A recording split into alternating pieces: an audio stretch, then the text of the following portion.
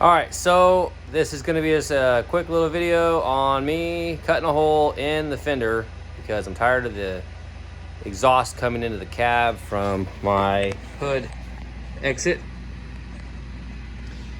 Made a little 4-inch mark there, cut it a little bit bigger than that. I want it to be tight, no big deal. And then we'll see how it works. Maybe the sound will be a little better too, coming off the ground, not right in my face. All right.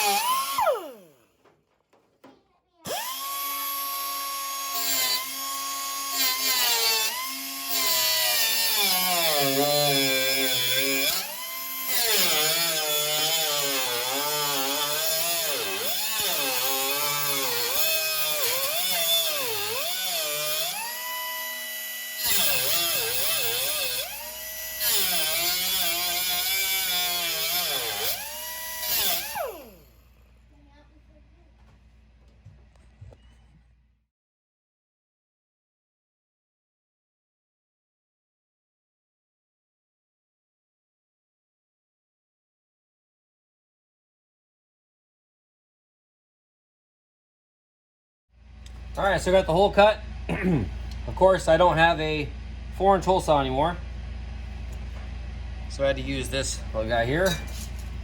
And there it is. Save that for a badge or a trophy. I'm going to clean this up, make it a little bit bigger so it's not so snug. Give myself maybe a little 1/8 inch, 1/4 inch around it. And then I got to go behind it, clean all the backside out, and get room for the pipe to come through. Yep, and then I got to build the downpipe from where I have it down to here. Well, there it is in all its glory. It's where it's going to live from now on.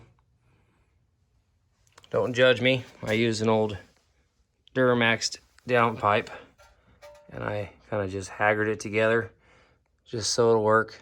Got some shitty welds. I ended up getting a piece of slag in my eye early on this project, and I was going to take my time.